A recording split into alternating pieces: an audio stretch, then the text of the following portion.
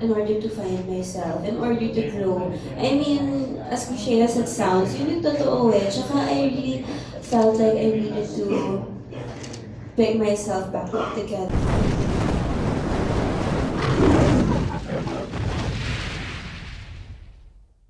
Yes? Grabe! As they say, paldong-paldong. MMFF season. Parang puro Star Magic yan. Eh, napansin ko lang ha, parang half nun galing sa PBB.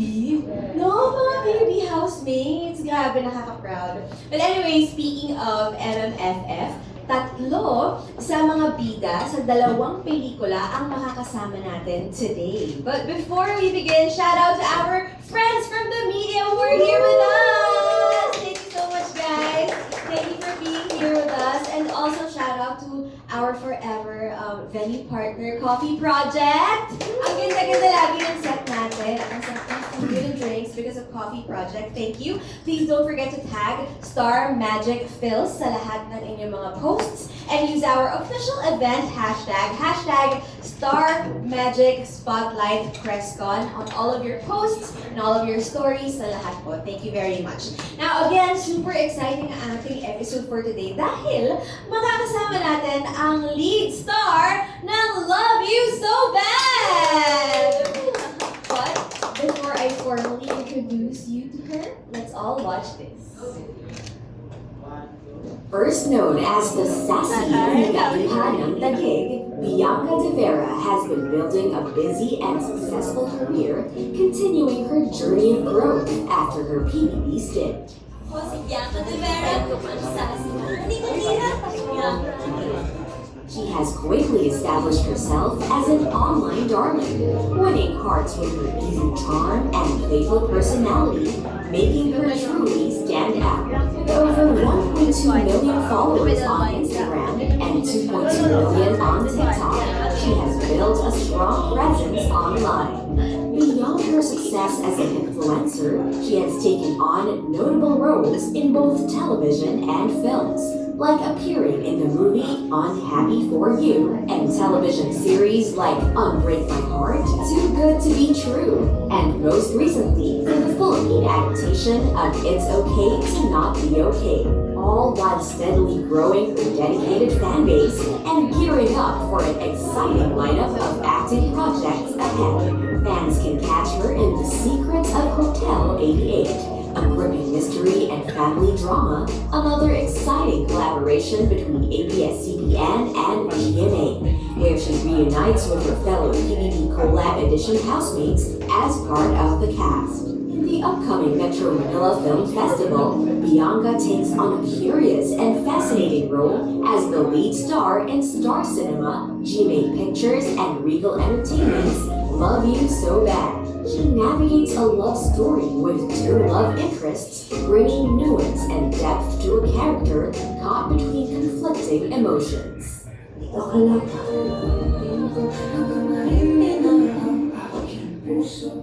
With both her on-screen partners boasting their own blossoming fan bases, Bianca's portrayal adds a fresh layer of excitement and anticipation for viewers. Whether it's reality TV, acting, or connecting with audiences online, Bianca De Vera is a joyful and vibrant addition to today's generation of influencers and actresses. With so many already rooting for her, her exciting career is just getting started.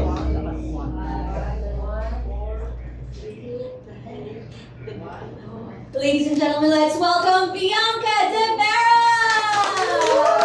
Hi, Bianca! Welcome to Star Magic Spotlight Presscon. Please greet everyone! Hi everyone! Good morning! Thank you so much for being here. Hello! I'm so excited. This is actually my first time. Sabi ko, ang dami ng pa-VTR, tapos naka pa ako, skirt, dibo.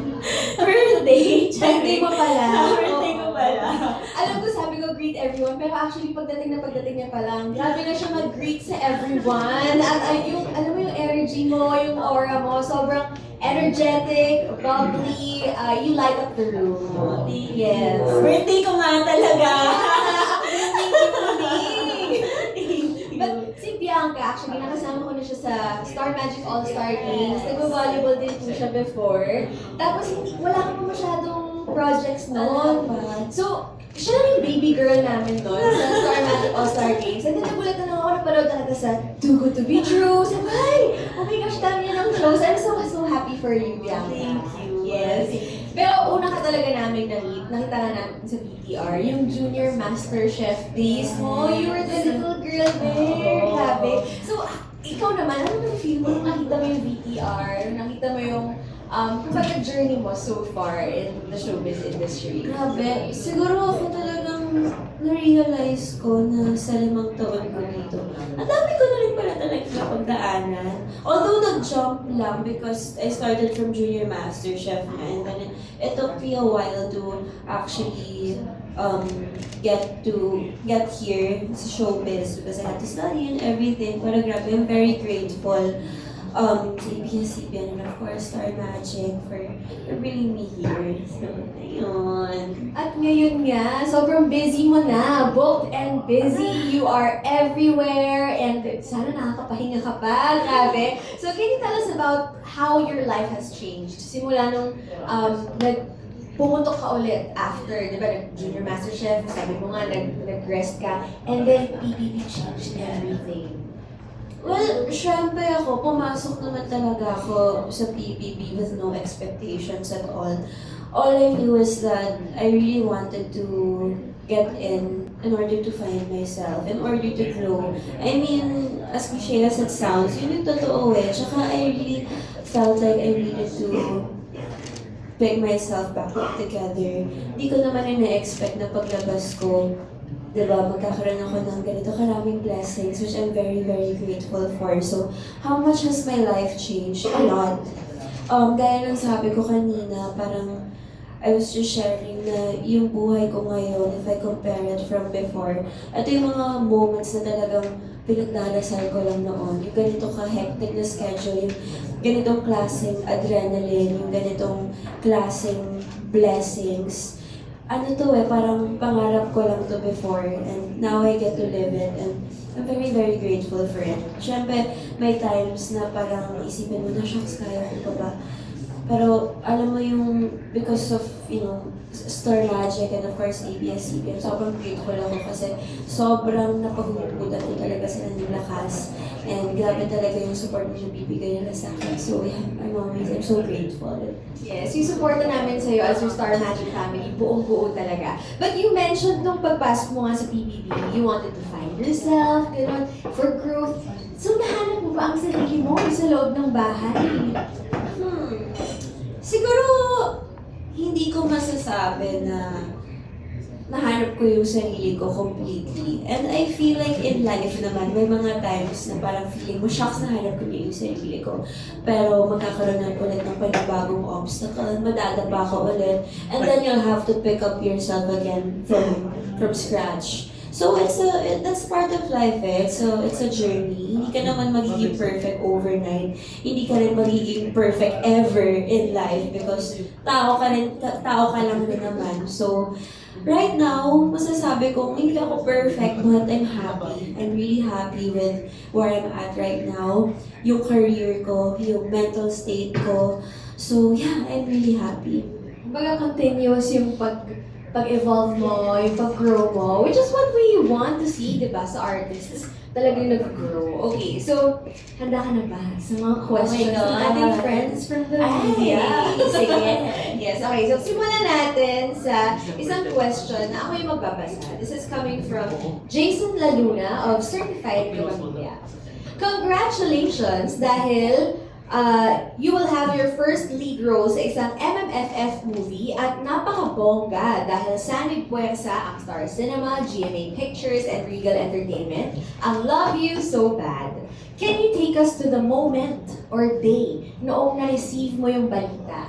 Nabibida ka nga sa isang MMFF movie? I mean talaga siya. I mean, nasaan ka noon? Sinong mga kasama mo? At anong initial reaction mo? Wait, nakakatuwa kasi I remember parang galing akong showtime na to. So, I left the house early in the morning. Dumiretso ako sa showtime and then after, meron kaming meeting with Star Magic. Pero ibang meeting pa to. And in that meeting, nandun lahat ng mga co-artists ko. Basta may kinailangan kasi sabihin si Direk Gloria that time na very important. And sakto, nung time na yon si Direk May katabi ko. Kasi isa siya sa mga part ng meeting din.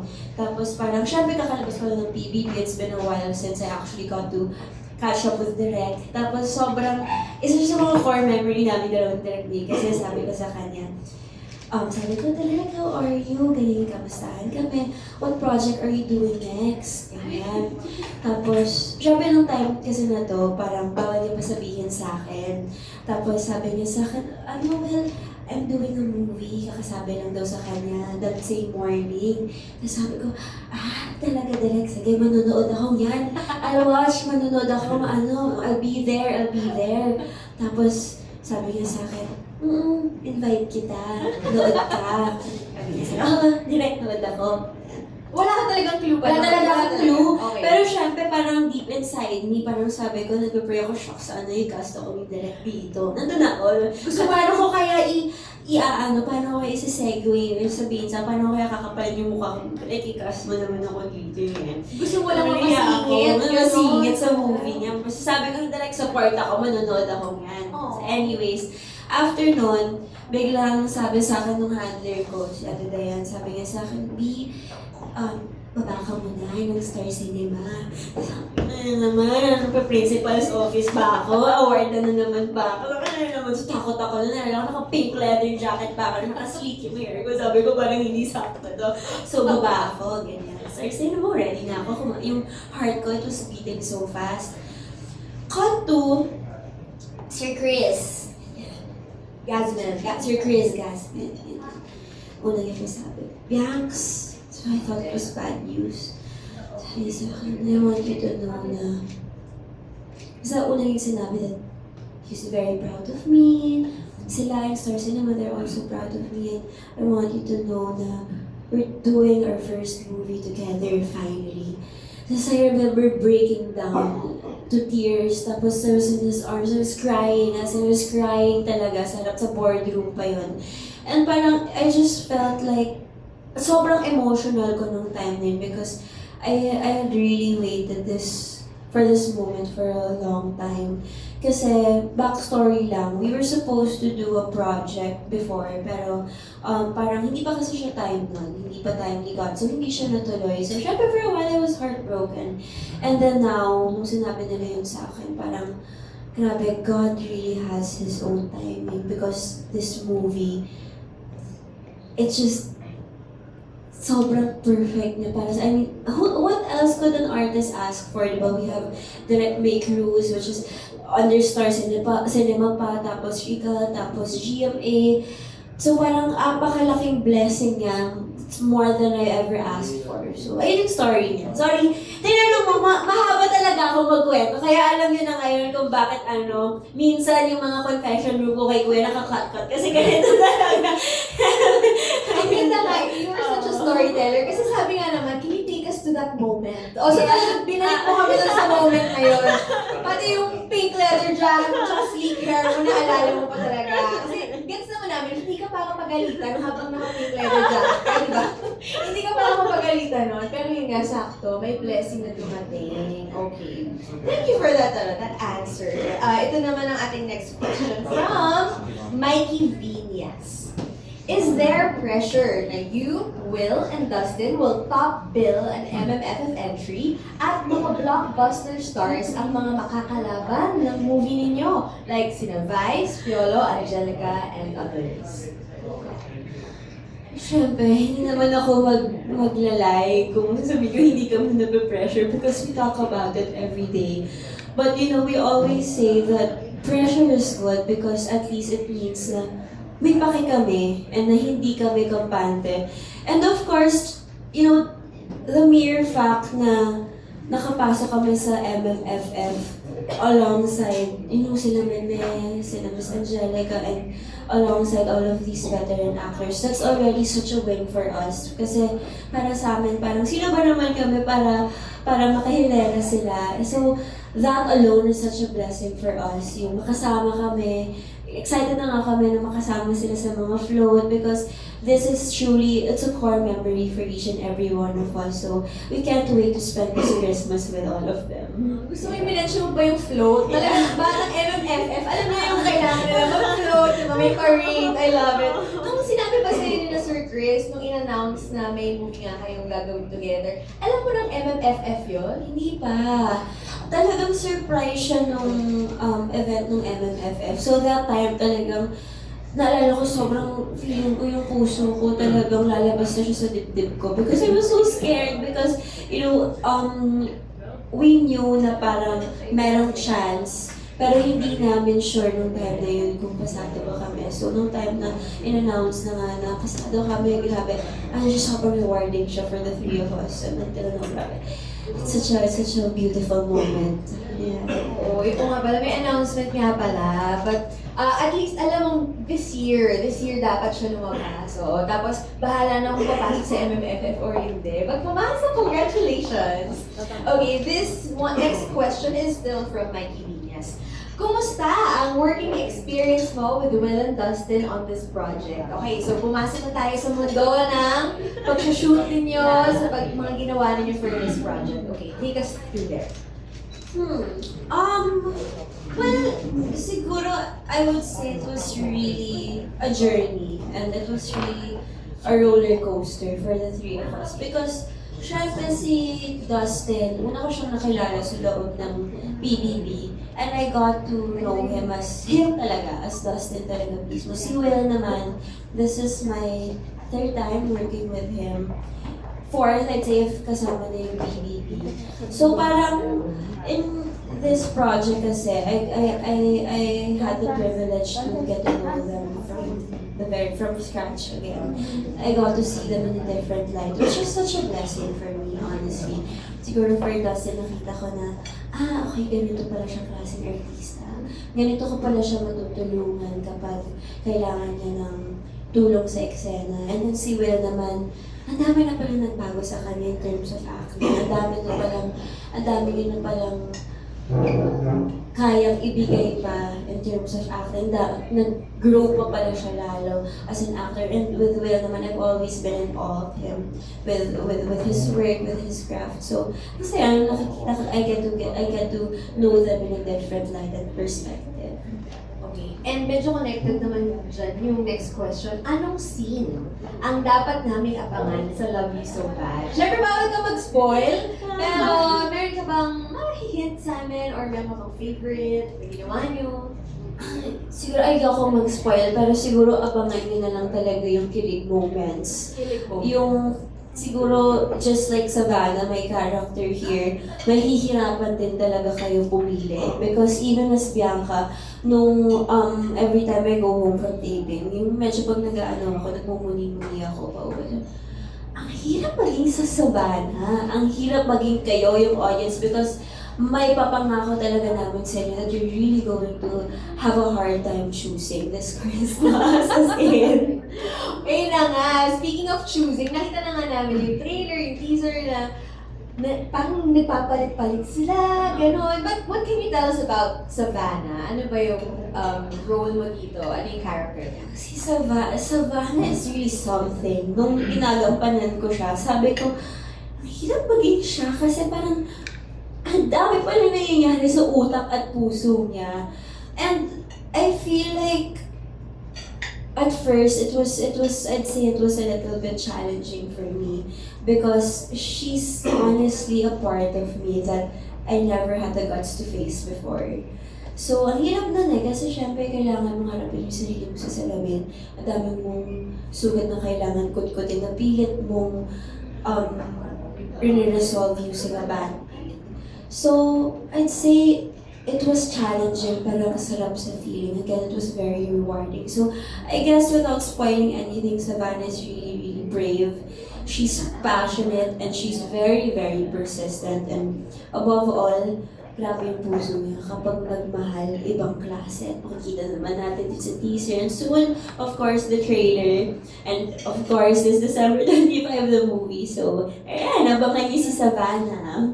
Ganda na pa self-reflect ka pala sa pag-portray mo kay Savannah. Kasi na-relate mo sa sarili mo. Sabi mo parang, may ugly parts na nahalukay dahil dito. Okay, now we're gonna be having a question from one of our friends here, Franz Sahorda. Ay, ito pala siya. Hi, Miss Franz. Hi, Franz. Ako pala. Yes. Kamusta? Hello. So proud of you, Dax. Thank you. Lagi ko nakikita yung mga tweets mo Yeah. ever Can since. you step Yes, forward? ayun. Yeah. So yun. Then, speaking of tweet, okay, ang first question ko for you is, I remember tweeting na naka-week ka kasi. So, nung una lumabas yung teaser, naka-week ka, and na-realize namin na lahat ng mga box office ladies ng Star Cinema ay naka-week sa pelikula. So my question is, now that papalabas yung pelikula, nasipin na ba sa'yo na, ay, shit, sorry for that, ay, Star Cinema leading lady na ako, or nasa processing ka pa ba na, ay, ito na yun, parang, Siyempre, at may mga times talaga na parang medyo napapawawa ko. Na parang, shucks, pangarap ko lang maging Star Cinema leading lady noon. And now, I get the chance to be able to be one. But, naka-week pa. nakawig pa, di ba? Yes. Blessing yun, di ba? It's an Nakawig honor. ka. It's an honor, di ba? Tsaka milestone yun for me, kasi pangarap ko lang noon makapag-wig, di ba? Sila, si Bea, Yeah. sila Tony, Diyos ko, Sarah. noon bata ako, pinapanood sila ni Sarah, pinapanood ko. Gusto ko makapag-wig, mami, daddy, nakakapag-wig na ako, di ba? Yes. So, yes, oo. I don't, has it sunken in? I don't think so. Parang, oo, na-acknowledge ko na yes, oo, leading ako ng Star Cinema, but I don't let it get into my head because that just means na parang nagiging kampante ako. Because hindi naman ibig sabihin na kapag star ka sa isa ay andyan ka na. Siyempre, for me, especially for me, ganun pa lang, I believe na nandun pa rin ako sa proseso na kailangan ko pa tunayan yung sarili ko. And this is just going to be my first of many of wanting to prove myself to myself and of course to the world. Ayun. Last question would be, kasi isa ka na ngayon sa mga masasabi natin Gen Z idols talaga.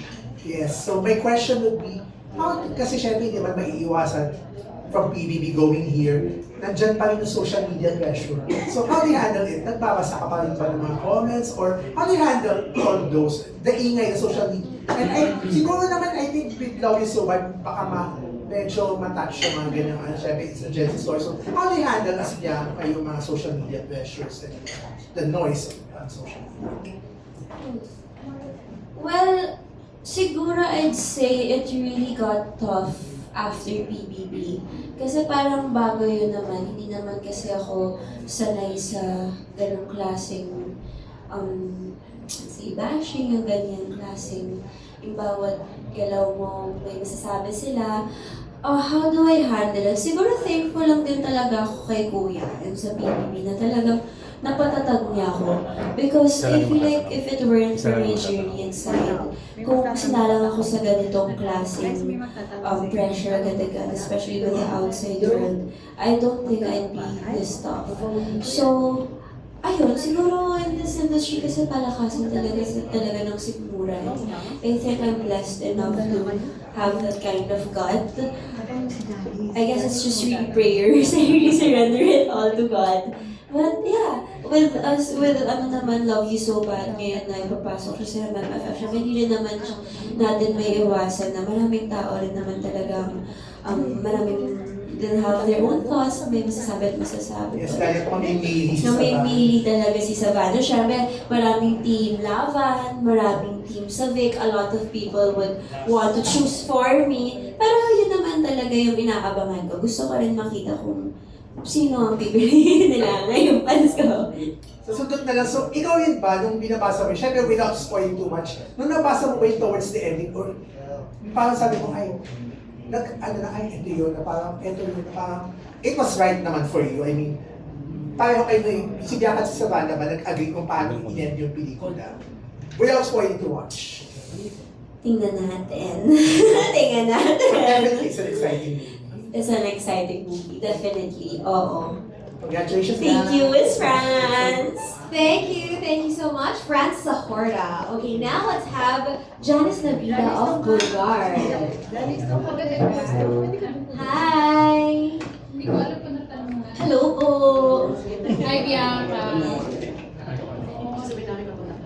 Sasabihin na, hindi ko na So, pero Bianca, in connection with your movie, ikaw ba may nasabihan ka ng love you so bad? Oh. Natanong na ba, Bix? Love you so bad. Sinasabi ba ng mga Gen Z? Love you so bad. Oo. Sa movie. Abangan niyo. Pero in real life, ayan. In real life, oo, si Kuya. No, my family, my friends, syempre, natural naman para sa atin ang magmahal bilang isang tao. So yes, I definitely say oo. So, anong share mo dun sa experience na yun? Bakit mo nasabi yung gano'n? Gaano ka-deep you love? Well, ako kasi, nakaka-relate ako kay Savannah in a way na pag nagmahal ako, talagang I'll give my 100% self. So, bakit ko yun nasasabi? I guess not just, with everyone in general that grows close to my heart, with everyone that I work with my friends, with my family. When I love. So, walang rason kung bakit. I just do it kahit na minsan masakit, kahit na minsan syempre hindi mo sure kung ano yung outcome. Gagawin mo siya because gusto mo and susugal ka talaga. Pero hindi ka pa naman umabot sa point ng crazy in love.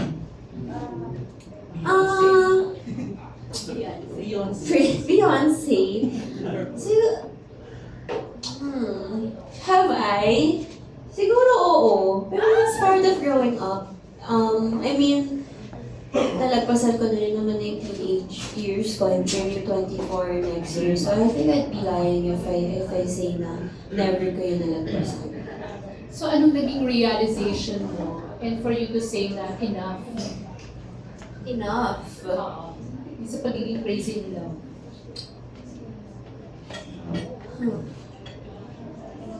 Siguro nung medyo parang naramdaman ko na nawawala na ako sa sarili ko. When I realized na wala nang natitira para sa akin. Ako ang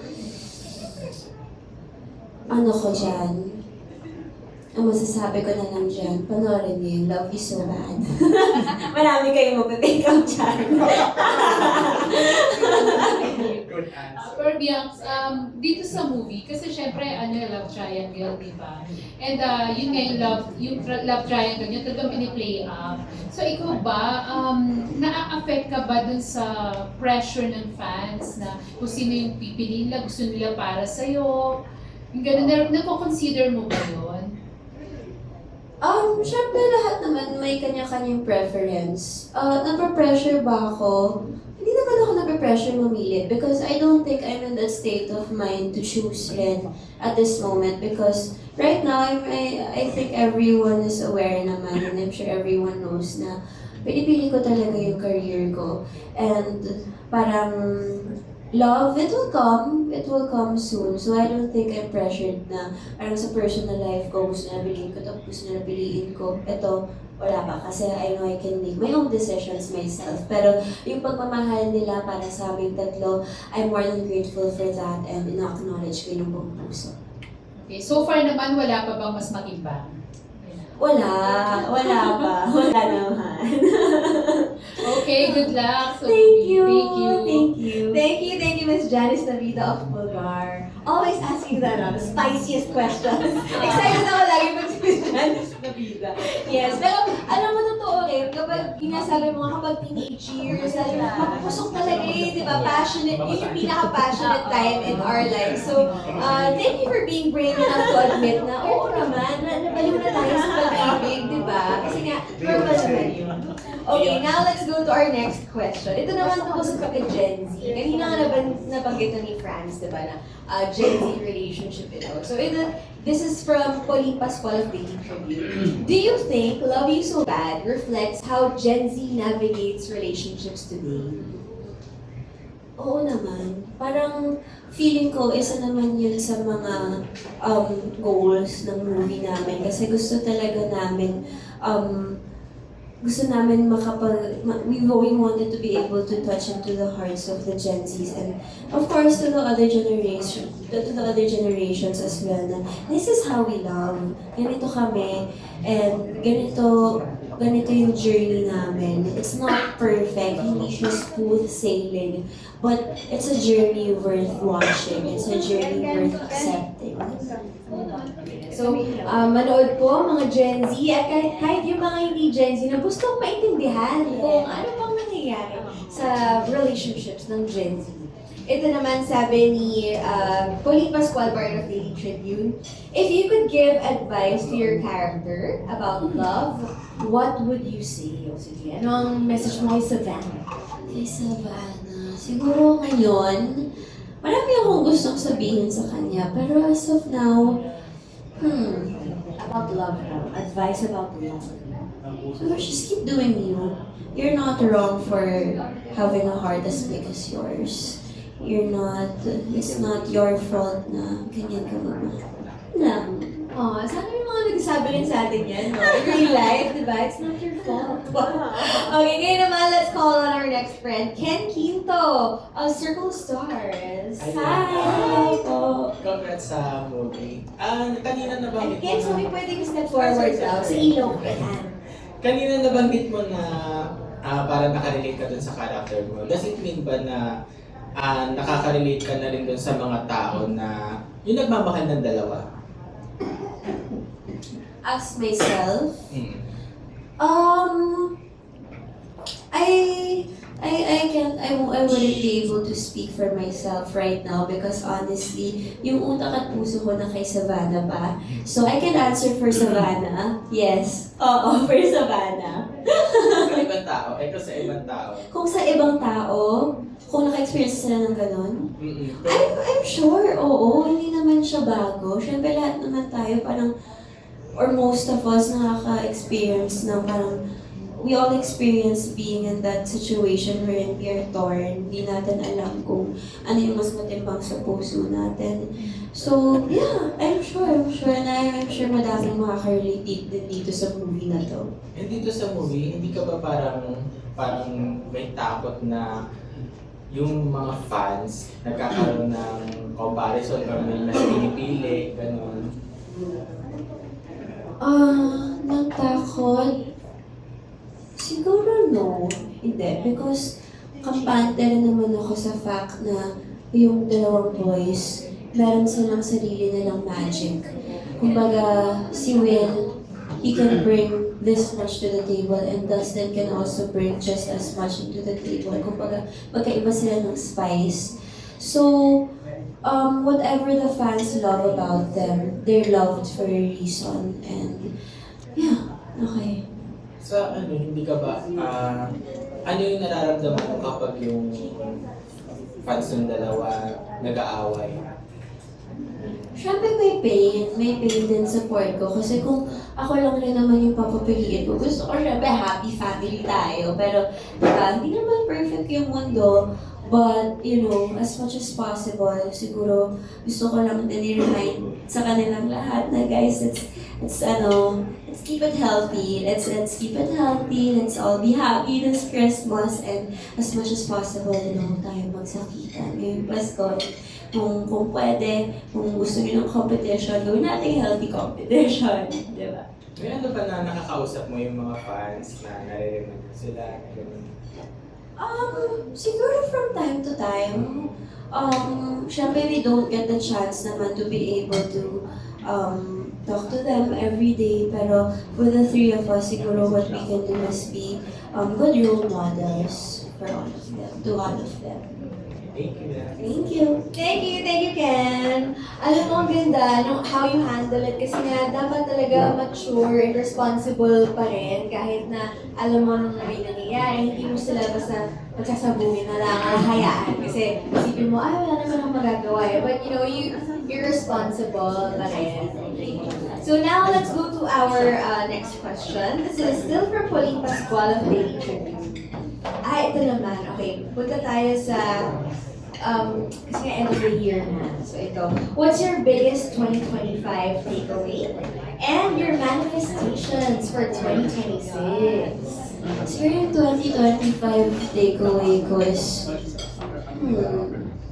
siguro to just really take it slow. Before kasi, I think I've mentioned this in another interview, but I used to gusto ko noon sobrang fast-paced yung buhay ko. As in sobrang, so I'm here, pero inisip ko naman gagawin ko next. Siguro yung takeaway ko is just to live in the moment, di ba? And enjoy life. You never know when this is going to happen again. Yung manifestation ko for 2026, more projects, more work. Gusto ko pa ng narag na schedule, gusto ko pa ng full schedule, gusto ko pa ng walang pahinga, gusto ko magtrabaho hanggang sa makakaya ko. I want to be pushed to my limits. And yeah, just enjoy what I love doing. Speaking of more projects, ano bang mga gusto mong gawin in your Oh career? my God! Ang dami ko bang gustong gawin, pero isa sa mga dream projects ko siguro is Jezebel. Oh my! Sobrang dream project ko talaga yun. Kaya lang, kapag ganun, kailangan ko talaga maging physically fit pa, lumangoy under, diba, the sea na. So, I mean, marunong naman na lumangoy, pero ibang klaseng training kasi yung, diba, the ocean and Tsaka everything. mabigat daw yung buntot, Yung diba? buntot, so mga training yun, kailangan mo talaga ng abs, tsaka ng core. So yeah, isa yun. Like your idol, Ann Curtis. Like my idol. Oo, yun. Other than that, alam mo lately, parang naisip ko, gusto ko mag-action. Sobrang random, diba? Ang layo ng tinalan. Gusto ko siya mag-drive because I feel like sobrang layo niya sa usual na ginagawa ko. Action. Yeah. So, obviously, no, hindi ka parang, you're the kind of actress na ayaw mong makulong lang sa isang genre or kung anong ina-expect sa'yo ng mga tao. Gusto mo mag-try ng iba-iba. If ever, sino pang mga gusto mong makatrabaho na mga artista? Ngayon, gusto ko makatrabaho sa isang project ulit. I'd say, si Ate Ann. Gusto ko siya maka-work ulit. I was able to work with her in It's Okay, pero parang bigla lang kasi kami magka-eksena together and my role was cut short because even in the original, yung character ko kailangan niya pumunta ng States and then after that, I also had to go to BBB. Pero yeah, Ate Ann. Now, let's go to our next friend. Sulitin na natin si Bianca while she's here. Alan Policarpio of Philippine Daily Inquirer. Yeah. Good morning, yeah. Morning. Nabanggit kanina yung Love You So Badly na it-tackles yung mga challenges ng mga Gen Z when it comes to dating, when it comes to romance. Pero ikaw ba, ano yung mga nanonotice mo ngayon na parang challenges that Gen Z faces, parang social media, effect, at ang daming dating apps, ano yung mga nagka-come up sa mga conversations with parents? Well, ako, feeling ko, isa sa mga, hindi lang siguro ako sang-ayon yan in terms of Gen Z dating is how fast it is. Siguro kasi sobrang accessible na lang ngayon, diba? Cellphone, tapos diba swipe ka lang, chat ka lang, tapos next thing you know, sila na. Yung may ganun. Ako kasi as a person, parang gusto ko traditional na ligaw. And that's something na parang gugustuhin ko for my future children, you know. I mean, malayo mo yun from now. Pero syempre pagdating ng time na yun, yun yung gusto ko yung handwritten letters, flowers, kakantahan ka, magpa-play ng guitar for you, magpapaalam sa magulang mo. So, I guess that's just something na parang I wish this generation was able to hold. Pero, syempre may sarili-sarili naman tayo preference. So, whatever floats your boat, diba? Pero kung parang medyo old school or traditional parang approach to romance and dating, saan mo nakuha yung parang is it because you see it in your parents or your family? Well, other than I see it from my parents before, yung bata ako, syempre laking star cinema ako. So gusto ko talaga romantic. Gusto ko parang straight out of a movie yung ligawan, di ba? So ayun, I think isa yun sa mga gusto. Lastly na kasi sabi mo gusto mo more projects nga. Pero how do you slow down and ano yung mga bagay that you rewarded yourself so far for that? How do I slow down? I eat. I really eat. Siguro for a lot of you, I expect yung shopping yan. Diyos ko pa, siguro yun, palo yan, walas yan. No, I eat a lot. Isa sa mga things na parang, I used to parang do before PBB was konti ko kumain. Inaano ko, kinuhod ko yung kain ko. Pero ngayon, na-realize yung sarap kumain. Sarap kumain. So, isa yun sa mga Yun rin yung reward yun mo. yung reward ko. I eat. Okay, thank you so much. Thank you, Alan! Okay, and now meron tayong question from Robert Regentina of Manila Bulletin. Okay, naku, ito na nga, speaking of kainan and holiday season, okay, please share with us one Christmas na hindi mo makakalimutan. Konting kwento lang. Christmas.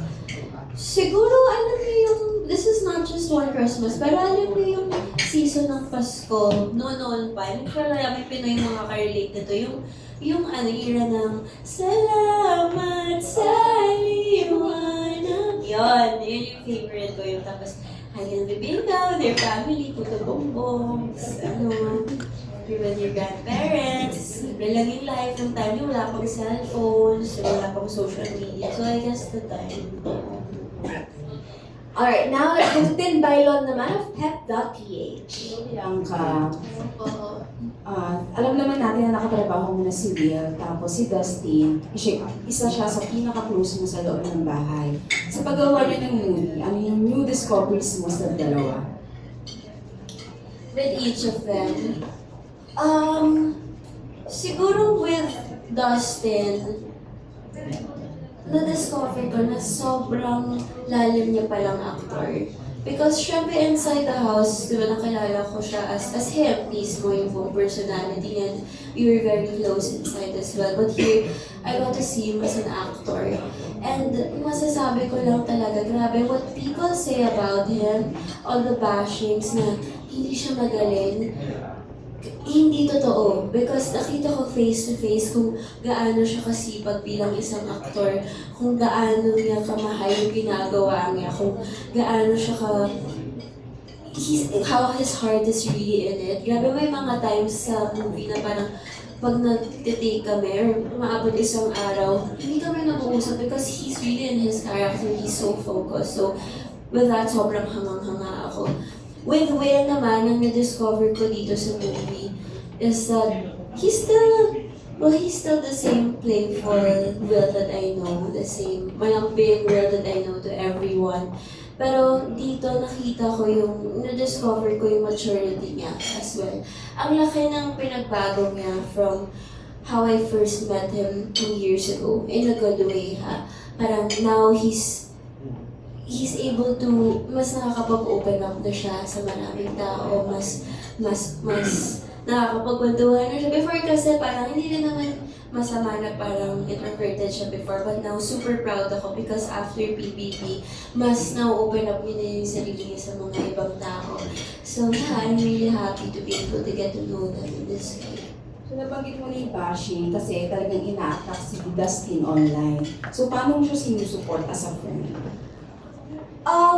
Well, syempre I try my best to be there for him and at suluhin siya bilang leading lady niya at bilang love team niya.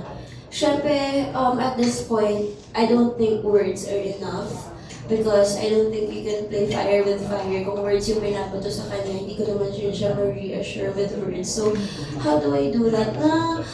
I try to be present. As lalo na sa set, kapag siguro napanginayan siya ng loob, kapag medyo feeling niya na parang kulang siya, ano na ko bilang co-actor niya, sasaluhan ko anong kailangan niya, And not just me ha, our director, si Direct May, ang laking tulong na nabibigay niya sa amin dito. Because syempre may mga times talaga na nadadoubt talaga namin yung sarili namin. But she's always there para saluhin kami everyday.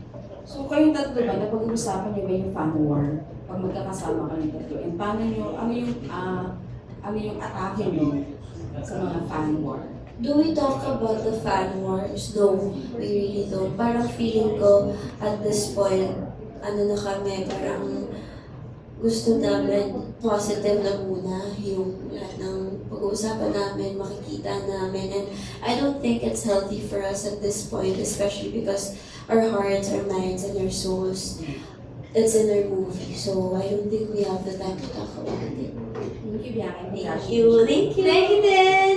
Okay, now, punta naman tayo sa Secrets of Hotel 88. Last na lang, okay? Without spoiling anything, what can you tell us about it? What makes this mystery drama unique?